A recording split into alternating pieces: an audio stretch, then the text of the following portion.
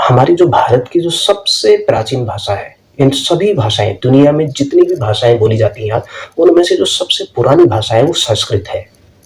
और यहीं से ही अन्य भाषाओं का उदय हुआ है, चाहे दुनिया की कोई भी भाषा हो। और जो भारत की अन्य भाषाएँ हैं, जैसे भारत के अंदर भी तेलुगु है, हिंदी है, सिंधी, पंजाबी, बांग्ला, उड़िया, ये सब संस्कृत के ही कोख से इनका उदय हुआ है। हिंदू धर्म में जितने भी धर्म ग्रंथ हैं, वे सब संस्कृत में लिखे गए हैं। चाहे बौद्धों के ग्रंथ हों, जैन ग्रंथ हों, चाहे हमारे अन्य वैदिक ग्रंथ हों, जितने भी ग्रंथ हैं, ये संस्कृत भाषा पर ही आधारित हैं। और वर्तमान में जो संस्कृत में जो नाम रखने का फैशन भी चल पड़ा है। अनेकों षड्यंत्र हुए भारत के अंदर, अनेकों प्रकार के कुकृत्य हुए, अनेकों विदेशी आक्रांताएँ आए, हमारे हजारों पुस्तकालय जलाए गए, नालंदा तक्षशिला इसका उदाहरण है। तो हमारे उसके बावजूद जो भारत की जो विधा है, भारत की जो परंपरा है, उसको नष्ट नहीं कर पाए। तो इसलिए यहाँ पर अब तक भारत में किसी भी देव पूजा में, किसी भी कर्म में हमारी संस्कृत का बड़ा महत्व है। इसी कारण तमाम षड्यंत्रों के बाद भी इसको भारत से दूर नहीं किया जा सका। यह दैनिक जीवन में नित्य उपयोगी होती रही है। देवों के मुख से इसका जन्म हुआ है, ऋषियों की वाणी है, देव वाणी जिसको कहा जाता है। इसलिए इसको भारत दुनिया के जितने भी हमारे खोज हैं हुई है, बहुत प्राचीन ज्ञान विज्ञान की जो उज्ज्वल परंपरा है, जितने भी बड़े बड़े महाकाव्य रचे बसे गए, चाहे आर्यभट्ट के द्वारा, वराहमिहिर के द्वारा, चाहे दुनिया के जितने भी बड़े बड़े ऋषि मुनि हुए, सब संस्कृत के आधार पर ही हुई। समय आया, समय बदला, परिस्थितियां बदली, करवट ली समय ने धीरे धीरे, लेकिन उसके साथ साथ संस्कृत की भी स्वीकार्यता बढ़ती चली गई। आज पूरे विश्व में संस्कृत के अध्ययन और अध्यापन से भारतीय एकता को सुदृढ़ किया जा रहा है दोबारा से। जो भारत की जो पूरी दुनिया भर की एकता और अखंडता थी, वो संस्कृत के माध्यम से भी, संस्कृत यानी एक संस्कारित भाषा, एक जो सबको जोड़ती है और सबको एकाकार करती है। इसलिए यह संस्कृत का जो प्रयास है, इसको बनाए रखना पड़ेगा। हमारा जो वैभवपूर्ण इतिहास है, हमारी परंपरा है, इसका जो व्याकरण भी है, जो पूर्ण रूप में वैज्ञानिक है, उच्चारण की दृष्टि से संस्कृत सबसे पूर्ण भाषा है। इसका जो इसके पद है, उसका उच्चारण करते समय जो इसका स्वराघात है, इसका आरोह है, अवरोह है, जरा भी त्रुटि रह जाती है तो अर्थ का अनर्थ भी हो जाता है, और उन शब्दों में, उन मंत्रों का जो प्रतिकूल प्रभाव भी संभव हो जाता है। इसलिए व्याकरण में इसकी जो विशेषताएं हैं, इसके कारण संस्कृत आज उन सभी रूप में व्यवहारिक है, सदियों सदियों से, युगों युगों से व्यवहारिक है, और गुरु शिष्य परंपरा में, गुरुकुल की परंपरा में आज तक विद्यमान है, अजेय है, और भारतीय जीवन दर्शन में इसका पर्याप्त स्थान है। विश्व इतिहास जब कभी भारतीय संस्कृति का अवलोकन करता है तो स्वतः ही उसके चरण संस्कृत की जो वांग्मय है, संस्कृत का जो उसकी ओर प्रवृत्त हो जाते हैं। हमारे दुनिया के जितने भी वैज्ञानिक हैं, जितने भी शोधकर्ता है, अनुसंधान करता है, वे सब संस्कृत की ओर ही जाते हैं। जितने भी बड़े बड़े इस दुनिया के अंदर अनुसंधान हुए, वो भारत के वेदों पर, जो संस्कृत में लिखे गए वेद धर्म ग्रंथों के आधार पर अपनी बड़े बड़े वैज्ञानिक खोजों को पूरा करते हैं। पहले उसका दर्शन करते हैं, उसका पढ़ते हैं, मनन करते हैं, चिंतन करते हैं, उसके बाद अपनी भाषा में उसको अनुवाद करके उसको प्रतिपादित करते हैं। इसलिए जो आज समाज के अंदर जितनी भी लेखनी हुई है, जितने भी साहित्य में वर्णित सामाजिक, आर्थिक, धार्मिक, राजनीतिक सुव्यवस्था के विषय में अनेकों स्थितियां जो हमारी प्रतिबिंबित होती हैं, वो भारतीय संस्कृति के जो जड़ अति गहन है, व्यापक है, इसी से घनीभूत है ये संस्कृत। दुनिया भर के इतिहासकार जब भारतीय संस्कृति का अवलोकन करने की ओर अग्रसर होते हैं, तो स्वतः ही उनके चरण संस्कृत वाङ्मय की ओर, संस्कृत की ओर, संस्कृत भाषा के उन ग्रंथों की ओर बढ़ जाते हैं, और उनके हट के वशीभूत होने के कारण उनकी लेखनी संस्कृत साहित्य में वर्णित सामाजिक, आर्थिक, धार्मिक एवं राजनीतिक सुव्यवस्था के विषय में सहस्त्रशः जो साहित्य में वर्णित सामाजिक, आर्थिक और धार्मिक, राजनीतिक सुव्यवस्था के विषय में उनकी वो प्रतिबिंबित हो जाती है और आगे की ओर बढ़ते चले जाते हैं।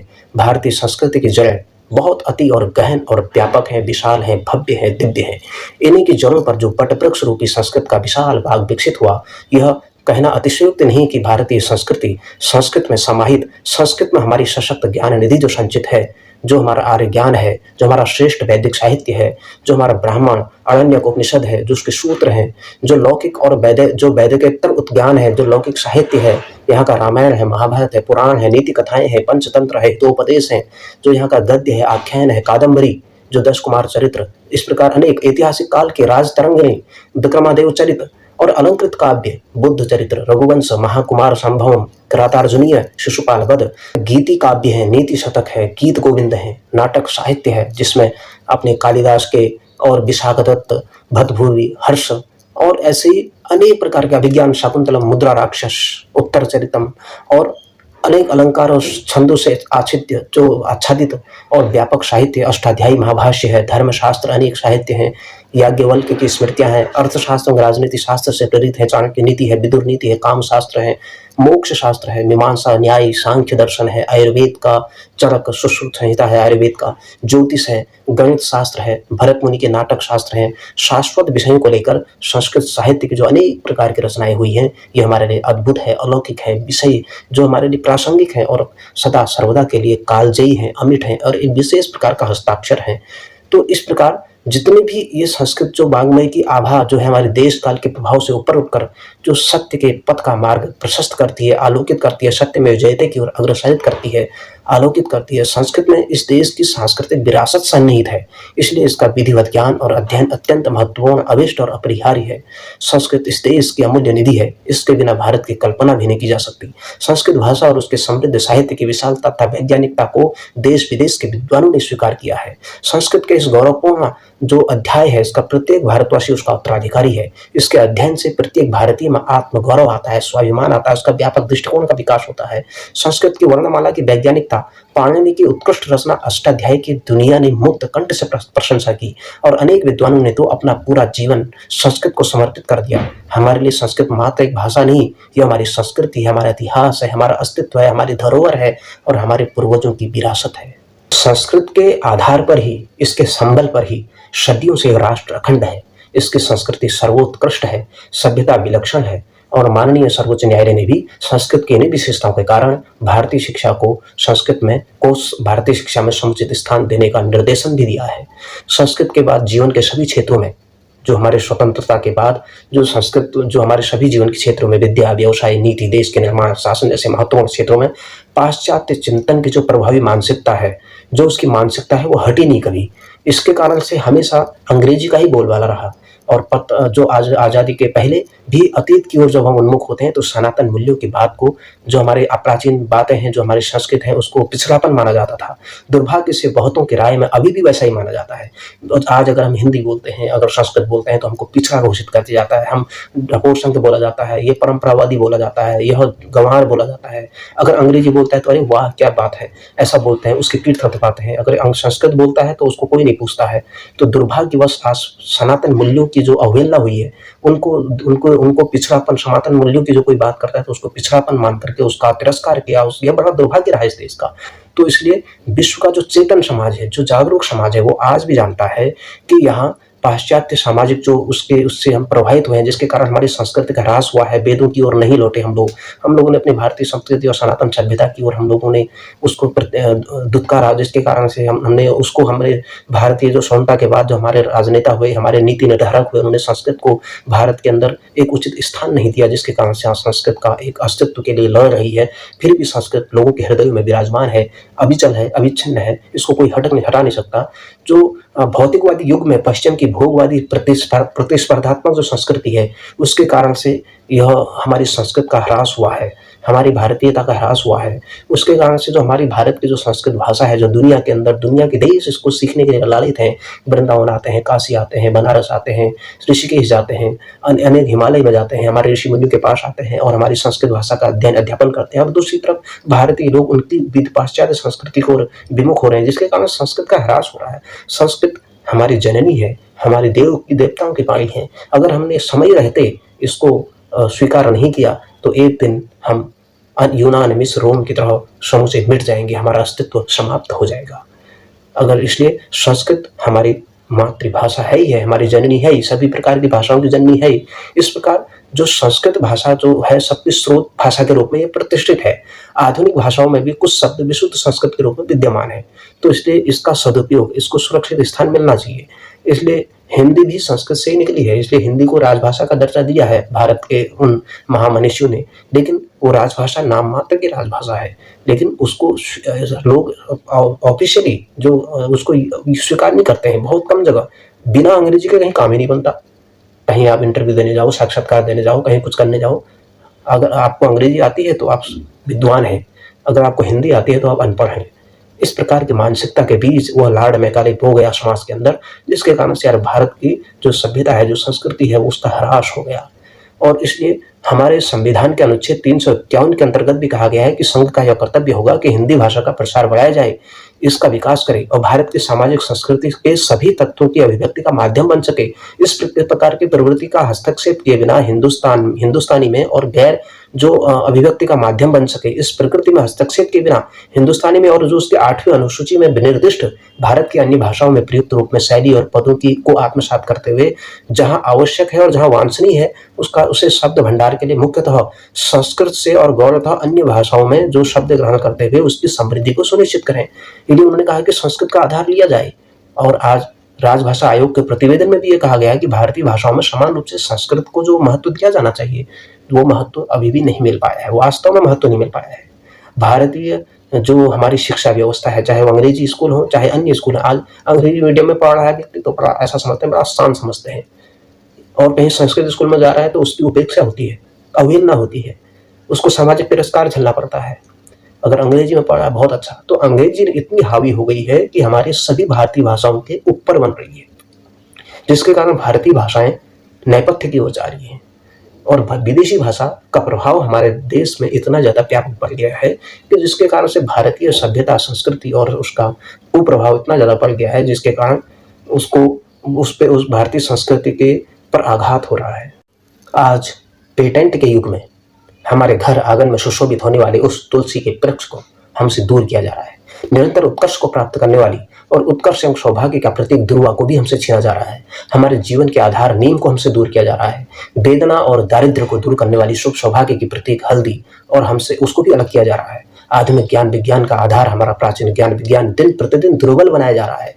कृषि, वास्तु, धातु, रसायन के क्षेत्र में हमारे ऋषियों की सबसे बड़ी उपलब्धियां जो रही है, महत्वपूर्ण उपलब्धियां, उनके संपूर्ण ज्ञान उन सब शास्त्रों के अंतर्गत अंतर्निहित है। दुर्भाग्यवश वह पांडु ग्रंथ या तो अंश मात्र प्राप्य है या नाम मात्र में उपलब्ध है। पुरानी पोथियों ने महामनुष्यों की उज्ज्वलता जो संसार के सामने निर्विवाद रूप से प्रकट की और साहित्य संसार का एक उत्तम और आनंददायक प्रेरणादायक साहित्य स्वीकार किया जा चुका है, आज भी सभी में सभ्य रूप में वो स्वीकार नहीं की जा सकी है। अनेक देशों में कुछ ना कुछ, अनेक जो सभ्य देश है, अनेक देशों में कुछ ना कुछ ये साहित्य के पठन पाठन के रूप में मनुष्यता के कल्याण का स्वप्न देखते हैं। इस विशाल साहित्य का अध्ययन आशा का संदेश वाहक है। हमारे राष्ट्र का आगामी भाग्य भौतिक संपत्ति की अपेक्षा आध्यात्मिक सत्य के ऊपर अधिक निर्भर करता है। न्यायात्मा बलहीनेन लभ्य, जो लोग शारीरिक नहीं बल्कि आध्यात्मिक शक्ति से दुर्बल हैं, वह पूर्णता के लक्ष्य को कभी प्राप्त नहीं कर सकते हैं। इसलिए हमारे पास अनेक प्रकार का बल है, लेकिन हमारे अंदर आध्यात्मिक शक्ति नहीं है तो वह उस बल का कुछ नहीं है। हमारे अंदर सांस्कृतिक चेतना नहीं है तो उस बल का हम कुछ नहीं कर सकते। यदि हम अपने आत्मबल को बचाते हैं तो हमारा भविष्य उज्जवल होगा। संस्कृत भाषा एवं साहित्य में ही भारत का आत्मबल है। इस आत्मबल के बिना भारत का गौरव नहीं हो सकता। संस्कृत भाषा शिक्षा का इतना बड़ा महत्व हमारे जीवन में है, इसलिए बिना किसी विवाद के संस्कृत को भारतीय शिक्षा पद्धति में समुचित स्थान मिलना ही चाहिए। मानव मस्तिष्क चाहे किसी भी क्षेत्र को अपना विशिष्ट अध्ययन का विषय क्यों न बना ले, चाहे वह भाषा का क्षेत्र हो या धर्म का, देवत विज्ञान का हो या दर्शन का, विधि शास्त्र का हो या परंपराओं का, प्राचीन कला का हो या शिल्प का, पुरातन विज्ञान का हो या प्रत्येक क्षेत्र में संस्कृत के बिना कोई कार्य हो ही नहीं सकता। विज्ञान के क्षेत्र में भी हमारी उपलब्धियां कम नहीं है। कृषि, भवन निर्माण, धातु विद्या, रसायन, नौका निर्माण, विमान निर्माण आदि प्रमुख हैं। चावल, गन्ना, कपास, आम, नींबू, सुपारी, नारियल और अनेक फल वाले वृक्षों के विकास में भारत का महत्वपूर्ण योगदान रहा है। संबंध विद्याओं का स्रोत संस्कृत साहित्य है, परंतु दुर्भाग्यवश इन विद्याओं से संबंधित पुस्तकें पांडुलिपि के रूप में ही या नाम मात्र में आज हमें उपलब्ध होती हैं। संस्कृत साहित्य वास्तव में एक बहुत बड़ा अधिक व्यापक नाम है। आज भी संस्कृत में साहित्य रचना का कार्य पर्याप्त रूप से चल रहा है, तो हमें साहित्यिक गतिविधियों का एक ऐसा प्रवाह दृष्टिगोचर होना होगा जो हजारों वर्षों से निरंतर प्रवाहित होता रहा है। केवल एक चीन के अपवाद के सिवा सारे विश्व में इतने लंबे समय तक निरंतर प्रवाहित होने वाला साहित्य का प्रवाह विश्व में अन्यत्र कहीं नहीं दिखाई देता। संस्कृत साहित्य की अति विशालता और विविधता को समझ पाना कठिन और बहुत ही कठिन है। संस्कृत की पांडुलिपियों में विद्यमान जो ज्ञान संपदा है धीरे धीरे परिचित होने जा रहे हैं, और हालांकि आज से हजारों वर्ष पूर्व के लेखों और ग्रंथों में जिन अनेक संस्कृत ग्रंथों में जिसकी चर्चा मिलती है, जिनमें से अनेक आज नाम मात्र के ही मिलते हैं, परंतु उनकी पांडुलिपियां नहीं मिल रही है। अनेक संस्कृत में जो विदेशी विद्वान एक है मैक्स मुलर, उन्होंने भी कहा है कि मेरी समझ में यह आया, जो उन्होंने अध्ययन किया, उन्होंने कहा कि इटली, यूनान और संपूर्ण विश्व का साहित्य अगर एक तरफ एकत्रित कर लिया जाए और उनकी पांडुलिपियां एकत्रित कर ली जाए और दूसरी तरफ केवल भारत की पांडुलिपियां एकत्रित कर ली जाए, तो भारत की जो पांडुलिपियां हैं उससे कई गुना श्रेष्ठ हैं। और यही सबसे ज्यादा महत्वपूर्ण है हमारे भारतीय इतिहास के लिए। तो इसलिए हम लोग अपने में सदा व्यस्त रहने वाले, अपने में शून्यता स्थापित करने वाले, अपने में ही खोए रहने वाले लोग, अधिकांश लोग ये नहीं समझते हैं कि भारत की जो संस्कृति है, भारत का जो सनातन है, वो संस्कृत के आधार पर जीवित है। यदि हम अपने दैनिक जीवन के अंदर जितने भी हमारे बौद्धिक विकास के अध्येता रहे हैं, जितने भी राजपथ पर चलने वाले इक्के दुक्के यात्री रहे हैं, युगों युगों से जो इसके प्रतिनिधि रहे हैं, हिमालय की ऊंचाई से एवरेस्ट शिखर को नापने वाले रहे हों, चाहे वेदों में, उपनिषदों में ऋषि मुनियों ने वेदांत, सांख्य दर्शन और अनेक प्रवर्तकों से प्राचीन जो धर्म सूत्र, गणित, विज्ञान की हमारी जो उज्ज्वल परंपरा है उसको मापा है, तो संस्कृत भाषा पूरे देश के साथ जुड़ी हुई है, राष्ट्रीय चेतना के संवर्धन की और उसके विकास के साथ जुड़ी हुई है, उसकी नितांत आवश्यकता है। तो इसलिए यह संस्कृत जो है हमारे देश के जड़ चेतन में विद्यमान है, हमारी आस्था में विद्यमान है। हम भगवान की पूजा करने जाते हैं, अंग्रेजी में थोड़ा ना मंत्र पढ़ते हैं। हम भगवान की पूजा करने जाते हैं तो संस्कृत में ही मंत्र पढ़ते हैं। हम जन्म के संस्कार से लेकर मृत्यु के संस्कार तक संस्कृत के ही वाक्यों का प्रयोग करते हैं हिंदू धर्म में। तो इसलिए संस्कृत हमारे जीवन के उद्गम से लेकर के उस अनंत में विलीन होने तक की यात्रा तक काम आती है। इसलिए संस्कृत को पहचानें, उसके गौरव का अभिमान करें, उसके बारे में हमारे अंदर पीड़ा होनी चाहिए। आज भी आवश्यकता है सरकारों को कि संस्कृत को इस देश की अनिवार्य भाषा बनाई जाए।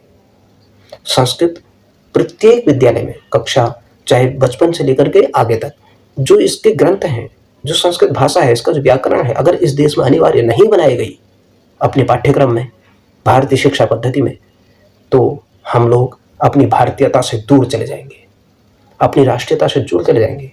भारत की आने वाली पीढ़ी को भारत की सच्ची राष्ट्रीयता से, भारत के गौरव से परिचित कराना चाहते हो तो संस्कृत को अपनाना ही होगा। हर जगह संस्कृत को अनिवार्य रूप में बनाना ही होगा और संस्कृत को कामकाजी भाषा के रूप में अगर प्रयोग कर सकते हैं तो यह और उत्तम रहेगा।